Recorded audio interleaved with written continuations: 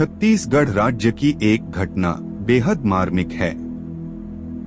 कुछ समय पहले हुआ कुछ यूं कि एक लड़की के द्वारा अपनी मां को मुखाग्नि देने के कारण एक बहन को उसके ही सगे भाई ने जान से मार डाला, जबकि मृतक की इच्छा थी कि उसको मुखाग्नि उसकी बेटी ही दे।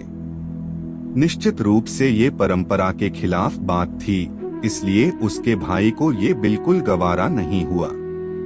उस गांव में भी इस मुखाग्नि कृत्य की निंदा की गई थी तथा मुखाग्नि देने वाली औरत को दंड देने की बात भी चल रही थी। शास्त्रानुसार किसी भी स्त्री को मुखाग्नि देने का अधिकार है या नहीं, ये हमेशा एक बड़ी बहस का मुद्दा रहा है। परंपरा के घोर समर्थक इस बात का शिद्दत से विरोध करने के लिए जाने जाते रहे हैं। हर समुदाय में इसके लिए कड़े मानदंड अपनाए जाते हैं ताकि कभी भी स्त्री को मुखाग्नि न देनी पड़े। यहाँ तक कि स्त्रियों का श्मशान भूमि पर भी जाना कठोरता से वर्जित है। एक बार जब शव यात्रा आरंभ हो जाती है, तभी स्त्रियों के ऊपर पाबंदी लाद दी जाती है। क्या वास्तव में इसके लिए कोई शास्त्रीय विधान है भी, या ये केवल बात के जोड़े गए प्रक्षिप्त अंश हैं जिनके आधार पर नारी के साथ इस तरह का रवैया अपनाया जाने लगा? इसकी छानबीन के लिए हमें वैदिक परंपरा से आरंभ करते हुए उत्तर वैदिक काल, बुद्ध काल, स्मृतियों का काल तथा परवर्ती कालों की विस्तृत समीक्षा करनी होगी। दर्शक बंधुओं, इस वीडियो में हम विस्तार से बताएंगे कि महिलाओं को अंतिम संस्कार में मुखाग्नि का अधिकार क्यों नहीं है। वीडियो के अंत तक बने रहें एवं चैनल पर नए हैं तो कृपया चैनल को सब्सक्राइब अवश्य करें। अधिक विलंब न करते हुए आइए जानें।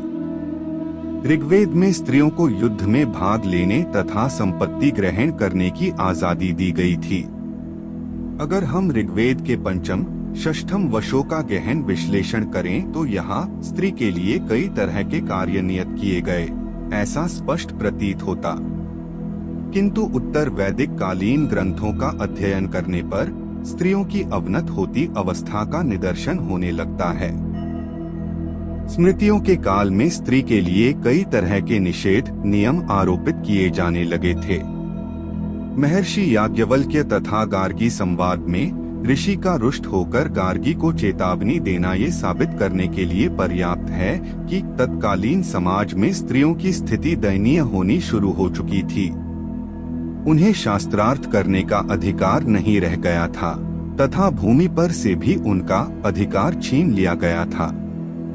एरन के अभिलेख में गोपराज की पत्नी के सती होने का वर्णन किया गया है। यानी इस समय तक भले ही अभिजात्य वर्गीय सामंती समाज में सती होने को महिमामंडित किया जाने लगा था, किंतु जमीनी हालात इससे अधिक बुरे होते जा रहे थे। इसके पश्चात बुद्धकालीन भारत में स्त्री के लिए निषेध नियम कठोर होने लगे थे, क्योंकि स्वयं बुद्ध ने भी संघ में किसी स्त्री को शामिल करने के लिए तवज्जो नहीं दी थी। हालांकि अपने प्रिय शिष्य आनंद के कहने पर उन्होंने अपनी धाय मां गौतमी को अवश्य संघ में शामिल कर लिया था, जो कि एक अपवाद माना जा सकता है। इसके अलावा नगर वधु आम्रपाली को भी उन्होंने दीक्षित किया। बाद के कालों में सबसे बड़ी बात शव के अंतिम संस्कार के अधिकार से जुड़ी, जबकि स्त्री को इसके लिए वर्जित घोषित कर दिया गया। इसके पौराणिक व वैदिक साक्ष्य तो नहीं प्राप्त होते कि कब ऐसा किया गया, किंतु स्मृतिकारों ने इस पर अधिक बल दिया कि स्त्री को श्मशान का रुख नहीं करना चाहिए। हालांकि सामाजिक तौर पर ऐसा किए जाने के पीछे ये तर्क दिया जाता है कि नारी मन से कोमल होती है, इसलिए उसके हृदय पर इसका विपरीत प्रभाव न पड़ सके, जिस कारण ऐसा विधान किया गया। हालांकि इस तर्क में बहुत दम नहीं नजर आता है। दर्शकों, इस बारे में आपको क्या लगता है? हमें अपने विचार कमेंट में अवश्य। दर्शक बंधुओं, हम आशा करते हैं कि जानकारी अच्छी लगी होगी।